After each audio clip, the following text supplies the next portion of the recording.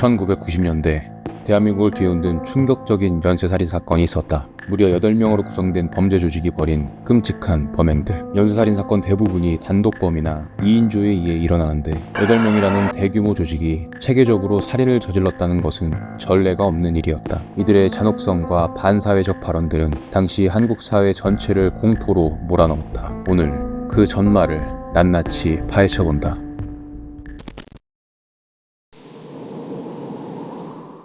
모든 것은 한 청년의 분노에서 시작됐다. 김기환, 26세. 가난한 집안에서 태어나 중학교도 제대로 마치지 못했던 그는 세상에 대한 깊은 원한을 품고 있었다.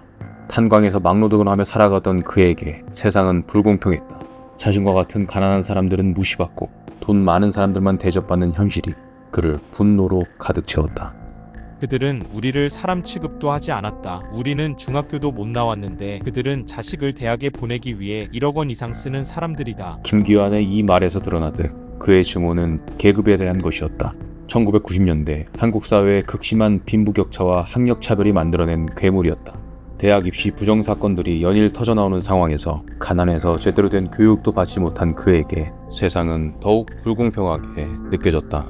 1993년 7월 김기환은 8명의 범죄 조직을 완성했다. 교도소 출신들과 막노동꾼들 모두 사회에 깊은 불만을 품은 젊은이들이었다. 김기환을 두목으로 강동훈이 부두목, 김인양이 행동대장을 맡았다. 문상록, 강문섭, 백병옥, 송붕우, 강동훈의 여자친구 이들은 포커판에서 만나 세상이 오염됐다는 이야기를 하며 더러운 인간들을 청소해버리자고 결의했다. 노동으로 1년간 2천만 원을 모아 아지트를 건설하기로 했다.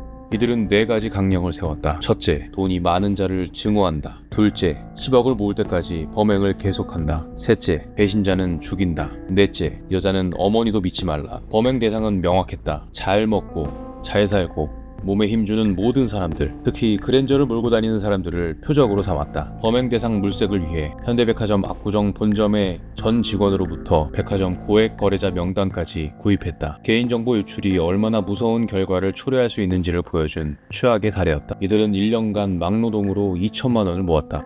그 돈으로 김기환의 어머니 집을 개조하기 시작했다. 겉보기엔 평범한 분홍색 가정집이었다. 김기환은 가족들과 이웃에게 어머니께 효도하기 위해 어머니를 모시고 살 집을 새로 짓는다고 말했다. 막노동 일을 같이 했던 동료들과 동네 이웃들은 젊은 청년들이 성실하게 일한다며 흐뭇해했다. 하지만 지하에는 무려 3천만 원을 들여 충격적인 시설들을 만들었다. 희생자들을 감금할 곳과 시체를 태울 소각장까지.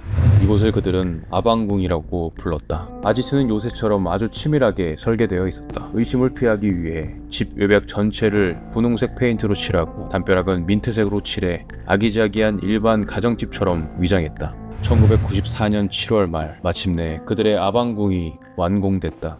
아지트 완공과 동시에 조직원들은 무기 브로커로부터 무기를 구입해 범행 도구들을 완비했다. 다이너마이트 23개, 뇌관 14개, 망원 렌즈가 달린 공기총, 가스총, 등산용 지팡이 칼, 대검, 전기 충격기, 이웃들을 초대해 집들이까지 했던 이들. 아무도 그 지하에 무엇이 있는지, 그들이 무엇을 준비하고 있는지 알지 못했다.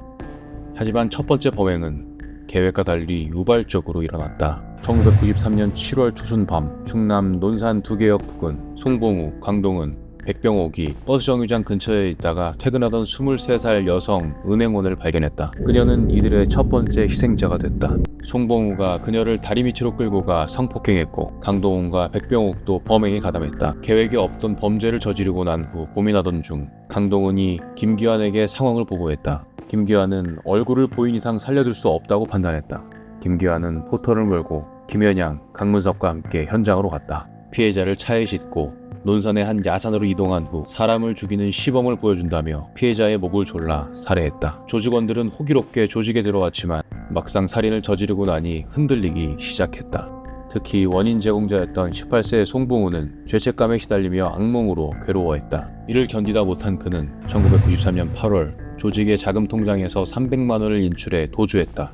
김기환은 송봉우가 도주한 지 2시간 만에 사태를 파악했다. 송봉우가 경찰에 밀고 할 가능성도 있고 조직의 기강을 바로잡기 위해서라도 배신자는 처단해야 했다. 김기환은 조직원들과 송봉우 포획 작전을 세웠다. 송봉우의 누이로부터 그가 거주하고 있는 친척집 주소를 얻어낸 후 용서해 주겠다며 다시 조직에 합류할 것을 설득했다. 마음이 약해진 송봉우는 차마 거절하지 못하고 조직으로 복귀했다. 조직원들은 송봉우에게 단합대회를 하고 개나 잡아먹으러 가자며 한 야산으로 유인했다. 형들을 믿었던 순진한 18세 소년 송봉우가 장소에 도착하자 용서를 빌던 송봉우의 뒤통수를 김앤양이 벽돌로 후려쳐 기절시켰다. 나머지 조직원들은 미리 준비한 곡괭이 등의 둔기로 무참히 폭행한 후 살해했다.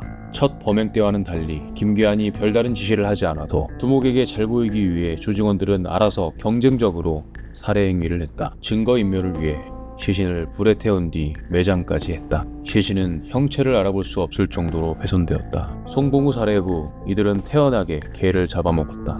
김귀환은 추후 법정에서 송봉우 살해에 대한 진술을 할 때 하루에 개 2마리를 잡은 것에 불과하다고 발언해 장례를 술렁이게 했다.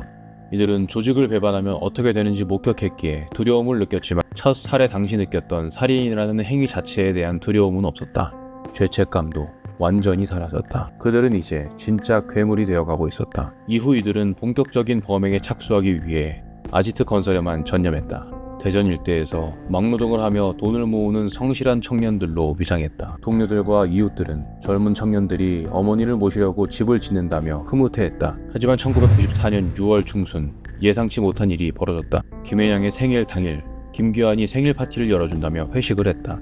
그런데 김귀환이 갑자기 자리를 비웠다가 선배 집에서 잠자고 있던 여중생을 강간해 구속됐다. 두목의 부재로 강동훈이 조직을 이끌게 됐다. 아지트 완공은 얼마 남지 않았는데 중심을 잡아줄 두목이 없어진 상황. 이들은 지옥 훈련을 받기로 했다. 7월 중 일주일간 지리산에서 칼 한 자루와 생수 한 병으로만 버티는 훈련이었다. 강동훈은 뒤처지는 조직원이 있으면 너도 봉훈이처럼 잔디입을 덮고 싶냐며 채찍질했다. 1994년 7월 말 마침내 그들의 살인 요새 아방궁이 완공됐다. 본격적인 살인극의 막이 오르려 하고 있었다. 1994년 9월 5일 이들은 아지트를 떠나 서울로 향했다. 서울 워커힐 호텔 부근에서 1박을 한 후 7일에 첫 번째 계획적 범행을 시도했으나 실패했다. 바로 경기 남양주시 조안면 송촌리 낚시터 부근으로 장소를 옮겨 도로 밑에서 몇 시간 동안 잠복했다. 그랜저를 타고 지나가는 부자들을 기다렸다. 드디어 도로에 그랜저가 나타났다. 강동훈이 승용차로 그 차량을 가로막았고 나머지 조직원들이 가스총과 칼로 위협해 두 사람을 끌어냈다. 납치된 것은 36세 남성과 27세 여성이었다. 테이프와 끈으로 손발을 결박하고 눈을 가린 채 포터에 실어 아지트로 납치했다. 하지만 이들의 기대와는 달리 남성은 카페 악사였고 여성은 같은 곳에서 근무하는 종업원이었다. 그랜저는 700만 원을 주고 구입한 중고차였다. 원하던 부자들이 아니었다. 조직원들끼리 둘의 처분을 놓고 토론했지만 결국 둘 다 살해하기로 했다. 얼굴을 봤으니 살려둘 수 없다는 논리였다. 다음날 조직원들이 돌아가며 27세 여성을 성폭행했다. 36세 남성에게는 술을 잔뜩 먹여 취하게 한 뒤 비닐봉지를 머리에 씌워 질식사시킬 계획을 세웠다.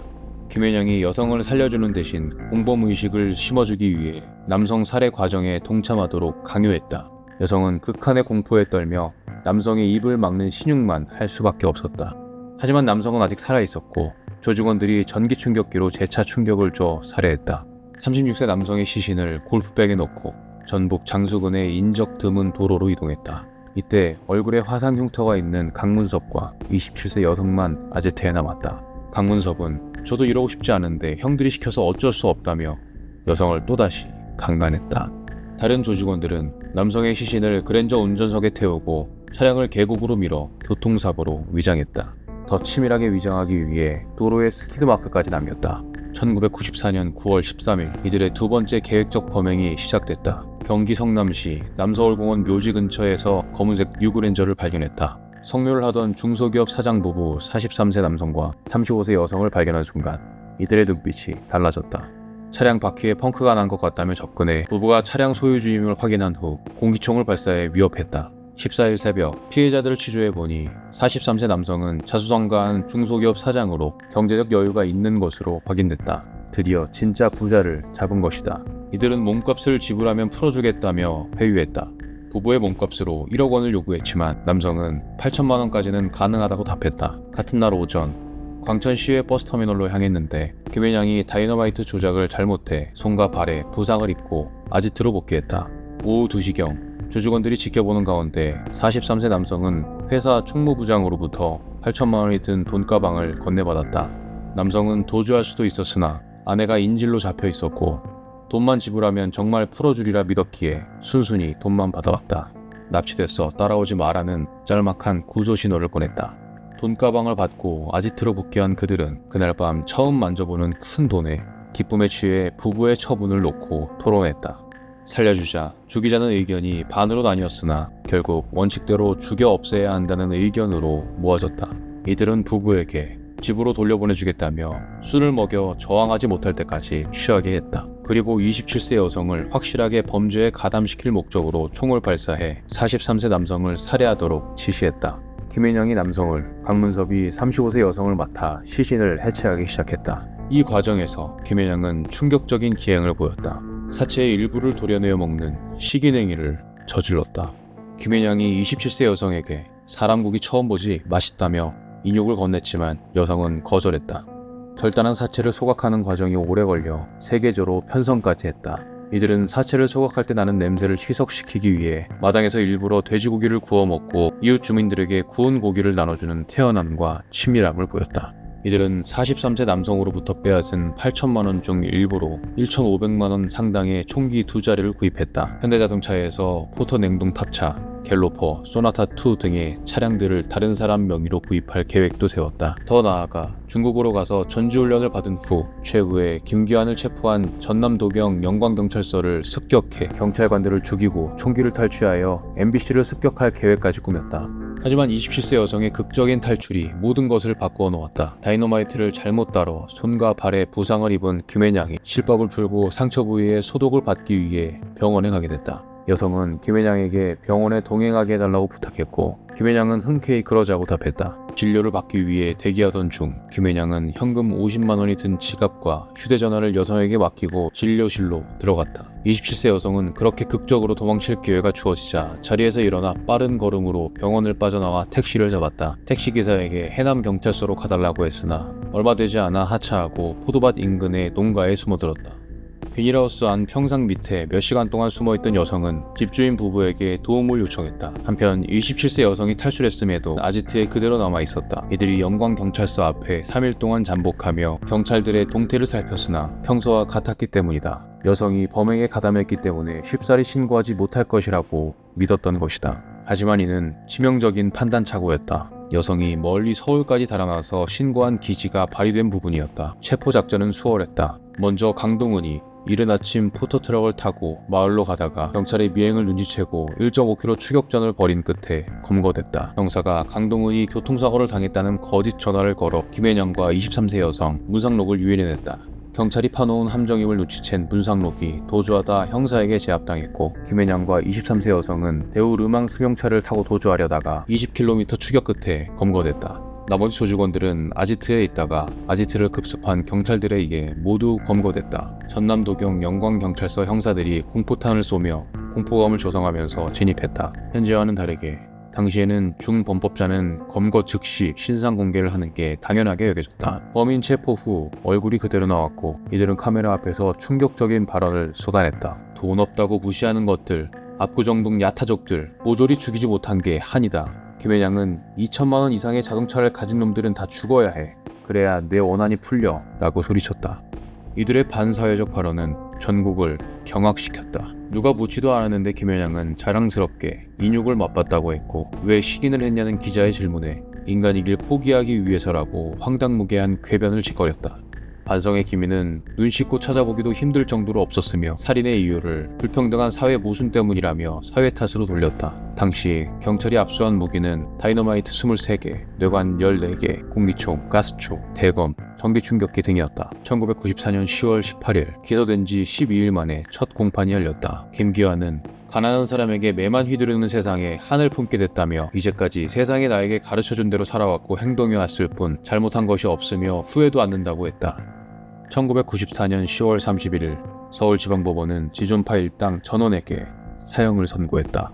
23세 여성은 가담 이틀 만에 체포된 점, 살인한 것과 직접적 관련이 없다는 점이 참작되어 징역 3년에 집행유예 4년이 선고됐다. 이들의 범죄는 사회에 대한 불만을 표방하면서 범죄단체를 조직해 무고한 사람들을 납치, 살해해 전 국민을 경악해 한 전대미문의 강력사건이었다.